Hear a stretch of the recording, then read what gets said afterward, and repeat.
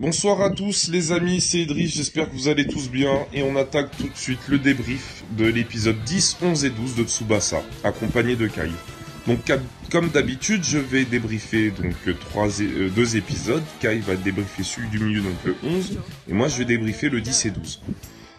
Donc les 4 points importants de cet épisode. Donc pour la petite parenthèse, on va faire un petit peu plus court, on a eu pas mal d'avis autour de nos vidéos. 32 minutes, même si on est deux, c'est un peu trop long. Donc du coup, on va essayer de faire 5 minutes chacun par épisode. Donc voilà. Donc le premier point, donc c'est les inquiétudes de Roberto qui clairement se repose des questions par rapport au fait qu'il doit ramener vraiment Tsubasa au Brésil pour boire des mojitos, aller à la playa, voir des filles. Bon bref, je rigole. Donc il a des doutes, il a des doutes clairement, à force de voir sa belle famille, à force de voir qu'il vit plutôt bien au Japon et qu'il peut progresser individuellement, donc il a ses petits doutes et donc voilà. Le deuxième gros point, la blessure de Genzo Wakabayashi, donc à la petite différence, donc la personne, enfin le personnage, mon random qui le blesse, il le blesse au niveau du mollet et non pas au niveau de la cheville comme dans les épisodes des années 90. Après, à la suite de ça, il se fait cramer donc par Taro Mizaki et aussi par Tsubasa parce qu'il sortait de l'infirmerie. Donc un Wakabayashi blessé avant donc les qualifications pour le tournoi national, donc les qualifications départementales. Troisième point, donc Kojiro Yuga qui apparaît dans cet épisode. Alors franchement, un pur kiff. Un peu nostalgique du doubleur de base de Yuga. Parce que franchement, je surkiffais sa voix, c'est un truc de fou. Donc élément important, son apparition avec Takashi et aussi son duel avec Genzo Wakabayashi. Ce petit moment où il arrive donc sur le terrain pendant l'entraînement de la Nankatsu FC, pardon. Donc là, vraiment, on voit que lui, il a le même potentiel que Tsubasa, sauf que lui, il file tout droit. Il se pose pas de questions. Alors, petit clin d'œil par rapport aux nouvelles images modernes, franchement, c'est un truc de fou, parce que avec ces petits effets, franchement, on en prend plein la vue. Donc, continuez comme ça, franchement, c'est un pur kiff. Et il met une taupe, il met une patate de forain à Genzo Wakabayashi, bug direct, franchement. Un truc de fou, donc Wakabayashi qui réagit même pas. Mais bon, qui prend en considération et qui prend aussi de la maturité, contrairement au duel de Tsubasa, et qui se dit, là clairement c'est chaud, il faut que je me soigne. Mais voilà, lui, ce qui l'intéresse c'est le tournoi national. Franchement, un petit kiff, petit clin d'œil sur Genzo, qui prend de la maturité, et on en est tous contents. Dernier point, donc c'est au niveau de, on va dire avant-dernier point, c'est au niveau de Kojiro Yuga. Donc là, on a l'image du Kojiro qu'on connaît, bruto. Le foot, c'est un sport d'homme pour lui, un vrai sport d'homme, c'est pas un sport de tapette.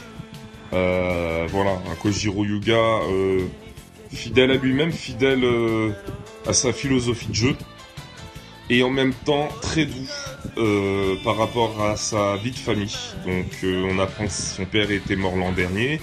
On apprend également que voilà, sa mère travaille sur plusieurs tafs. Et donc lui aussi c'est devenu l'homme de la maison. Donc voilà, il se fait les muscles là au travail en se levant très tôt le matin. Et son objectif c'est de nourrir sa famille grâce au football.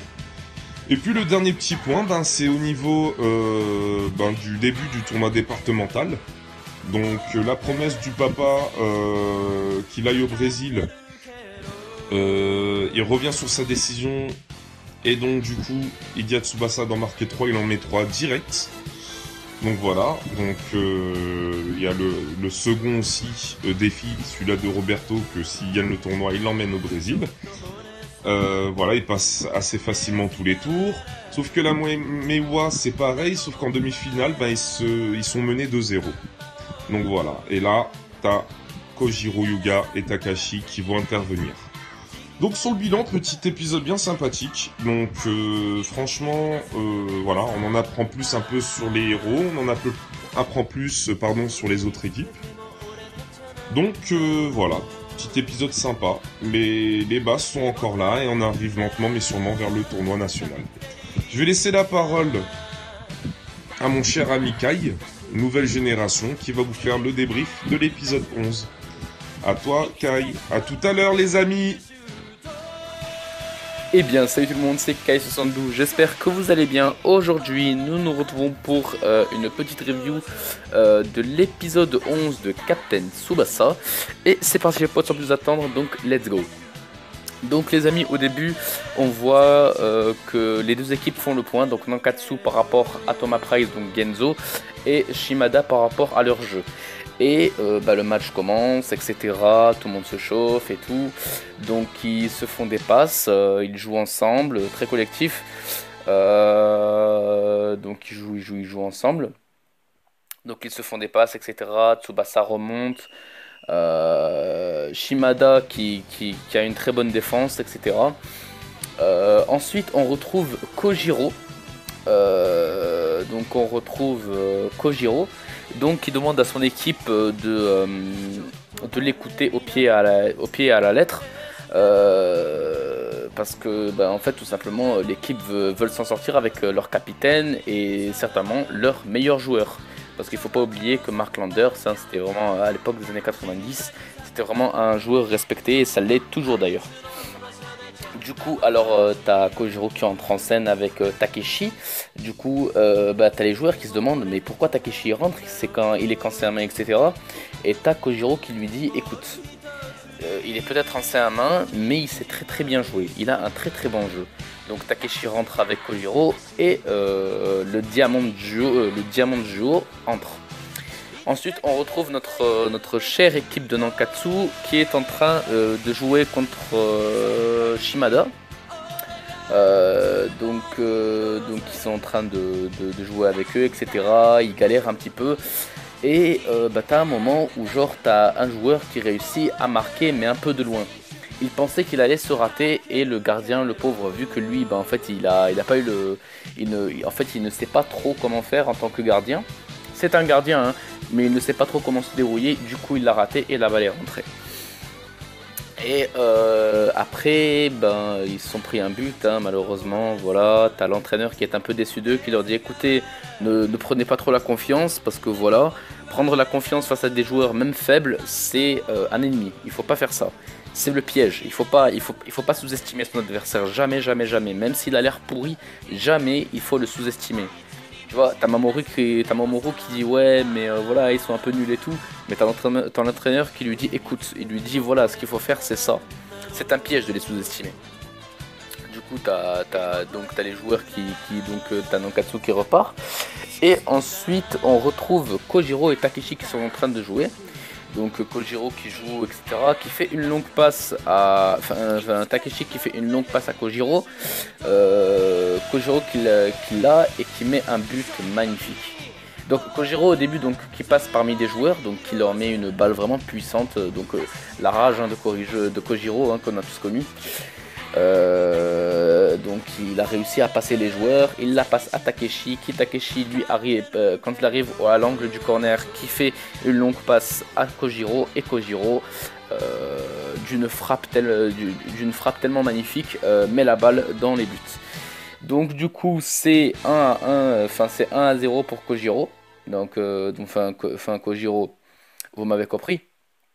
C'est 1-0 pour l'équipe de Kojiro. Ensuite, on retrouve Nankatsu qui est en train de jouer contre Shimada. Donc Shimada qui sont toujours dedans, hein, qui savent très bien jouer, qui se font les passes, etc. Qui passent entre les joueurs, etc. Qui ont une très bonne défense et qui réussissent malheureusement à mettre un deuxième but. Donc ils arrivent, donc les joueurs arrivent, etc. Et ils réussissent à mettre malheureusement un deuxième but.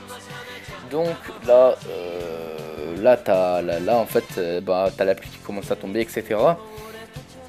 Et Et là, bah, t'as Nankatsu qui commence à avoir la rage, quoi. Ils tombent, ils se font mal, et là t'as Roberto, il se dit allez Tsubasa, tu vas y arriver, etc. T'as les entraîneurs de chaque équipe qui sont en train de les encourager, etc. Et t'as Genzo qui demande plusieurs fois à l'entraîneur s'il peut arriver, s'il peut aller au cage, mais il lui explique que non, voilà, qu'il doit se débrouiller, etc. Et que toi tu n'es pas forcément le pilier, tu vois. Donc Nankatsu joue, etc. Et à un moment, Tsubasa, il n'a pas abandonné. Donc ils ont commencé à jouer ensemble. Ils ont écouté le conseil de l'entraîneur. Ils commencent à jouer ensemble, etc. Ils se font des passes, tout ça. Ils réussissent à mettre un but. Donc Tsubasa qui fait une passe putain, je me souviens plus c'est quoi son nom. Bon, on va l'appeler comme ça, à Ben. Donc la passe à Ben. Ensuite, donc il réussit à mettre la passe à Ben. Une fois qu'il a mis la balle à Ben, Ben la renvoie à Mamoru, qui Mamoru la rattrape. Ensuite, ils la refont à Tsubasa et Tsubasa réussit à marquer un but. Ensuite, c'est la même chose, ils ont toujours ce même jeu, etc. Ils sont à fond dedans, ils ont capté en fait la strat et ils ont commencé à jouer, etc. Ils ont capté le jeu. Et c'est un magnifique troisième but de la part de Tsubasa qui a été renvoyé par Ben et qui réussit à mettre un troisième but à 2 minutes de l'arrêt de jeu. Donc voilà, donc l'équipe de Shimada perd malheureusement, mais c'est pas pour autant qu'ils sont tristes, au contraire, ils sont très contents d'être tombés sur une équipe aussi forte. Et puis voilà. Donc ils se saluent la main, ils se disent bravo, vous avez très bien joué, etc. les gars. Ils se serrent la main, chaque équipe est très contente, etc. Et vraiment, c'était vraiment la joie. Et t'as l'équipe qui se dit voilà, on a perdu, mais on est quand même très content. Et ensuite, l'épisode s'arrête là avec la victoire de Nankatsu. Et puis voilà. Mes impressions par rapport à cet épisode, franchement, c'était vraiment un épisode qui était pas mal. Vraiment, on a vraiment beaucoup d'émotions, encore une fois. Donc surtout du côté de Shimada qui n'a pas abandonné. Et franchement, voilà, magnifique. Donc voilà les amis, donc j'ai fini. Donc les amis, voilà, je vais vous laisser avec Idriss qui lui va qui va débriefer l'épisode 12. Et je vous dis à une prochaine les potes. N'hésitez pas à passer sur ma chaîne gaming, donc Kyle72, KAIL72. Voilà les amis, Kyle72. Bon les amis, je vous dis à la prochaine et ciao. Ouais, merci Kyle pour ce petit débrief de l'épisode 11. Donc du coup je rattaque avec l'épisode 12. Donc tout ce que j'ai à dire, vraiment les amis, sur cet épisode, c'est ça. Shimizu, Shimizu, allez Shimizu, Shimizu plus fort que Zizou, allez Shimizu, Tushimi, Tuzuzu, Tushimi, allez Shimizu. Non, je déconne, non, bref, enfin voilà, le petit chant de combat de Shimizu, ça m'a bien fait rigoler. Donc, ils auraient pu trouver mieux, mais c'était sympa, tout Shimizu. Et donc voilà, donc plus sérieusement, donc là on arrive clairement sur le match de Shimizu, plus fort que Zizou, contre Nankatsu. Donc les deux équipes arrivent en finale avec à peu près le même nombre de buts marqués comme le même nombre de buts encaissés. Et là, ce match, en gros, c'est une autre étape pour Tsubasa et ses amis de la Nankatsu. Alors, en gros, premier point, donc la première mi-temps, donc une première mi-temps morte sur un faux rythme. Car Tsubasa, la technique de Shimizu, c'est qu'ils avaient plus de technique. C'était juste de remarquer les 2 points forts de l'équipe. Donc Shimizu, qui a fait autant de buts marqués qu'encaissés, ils oublient complètement leur identité. Le but, c'est Tsubasa et essayer de mettre un but à Wakabayashi. Et du coup, ça a donné 0-0 parce que bien que les coéquipiers de Tsubasa avaient de l'espace pour marquer un but, comme Tepei, comme Carter et autres, ça a rien donné, 0-0. Ensuite, la deuxième mi-temps. Deuxième mi-temps, donc en gros, là, renforcement encore sur le marquage de Tsubasa. Mais avant ça, donc ils voulaient taper fort Shimizu en blessant Wakabayashi. Donc ils m'ont juste réveillé sa blessure, ça n'a pas fonctionné. Donc du coup, contre-attaque de la Nankatsu, Tsubasa marque 1 puis 2 buts. Voilà. Shimizu oublie son identité et donc ne peut rien faire, donc 3-0. 3-0, Nankatsu se qualifie donc pour les tournois nationaux, donc il remporte entre guillemets le tournoi départemental. Chose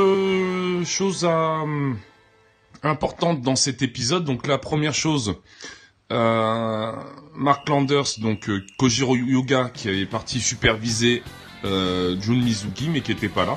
Donc les deux personnages ennemis pour lui, c'était donc Wakabayashi et donc Jun Mizuki. Deuxième chose, Yayai, donc première fois qu'on la voit, avec sa petite histoire autour de Tsubasa. Donc ça fait plaisir parce que je me demandais dans combien de temps elle allait arriver. Donc elle est arrivée avec Jun. Et troisième point, ce même Jun. Donc là, pour tous les fans, les puristes d'Olivier Tom, souvenez-vous de la voix de Julian Ross a.k.a. Jun Misugi. Non mais sérieux, vous vous souvenez de sa voix? Je veux rentrer à la Mambo. On dirait que c'était... Alors en fait peut-être qu'il voulait faire le mec qui vient d'une autre région avec l'accent qui se différencie. Mais comme c'était la Mambo, il voulait donner, tu sais, une tonalité brésilienne. La voix de Jun Mizugi en VF, elle est mortelle. Avec la maman et tout, il était avec sa madré, c'était impeccable. Mais franchement, nostalgie des anciennes voix. Même Paul Diamond, mais Paul Diamond. Non, qu'est-ce qu'il a subi?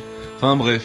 Mais Jun Mizuki, voilà, de retour, en forme, chaud bouillant. Il est parti superviser la Nankatsu, donc Tsubasa. Et puis voilà. Donc, autre fait important, non, il me semble qu'il n'y a plus grand chose. Donc, la qualification. Et donc, on arrive au prochain épisode 13. Donc, il va avoir les meilleurs de chaque équipe qui représenteront leur région. Donc voilà, ce débrief est à présent terminé. Donc merci aussi à Kai. À chaque fois j'oublie de le remercier. Mais merci beaucoup à toi du soutien. Première, dernière génération. Super travail d'équipe qu'on fait ensemble depuis quasiment un mois. Franchement top du top. J'espère qu'on va continuer comme ça. Et juste une dernière chose à vous dire, c'est que par rapport aux conventions, d'animation convention, je serai présent donc fin août à Valence pour la soirée Mangalaxy, donc pour la promo de Mangalaxy. Donc j'aurai des petits quiz autour des meilleurs mangas selon moi japonais. Et puis je serai également présent, j'ai fait l'annonce sur Facebook, donc c'est cool, ils ont fait une petite pub sur mon animation. Merci, un grand merci à la Mangalaxy de m'avoir présenté dans l'une des têtes d'affiche. Je vais assurer, je vais gérer, vous allez voir, ça va être chaud. Comme d'habitude, donc ça c'est cool. Donc voilà, et puis c'est tout. Donc voilà. Donc je suis confiant, ça va bien se passer. Valence, on est là, on s'attend. Et puis on se redonne rendez-vous pour une prochaine review d'Olivier Tom. Merci à tous. Bisous tout le monde.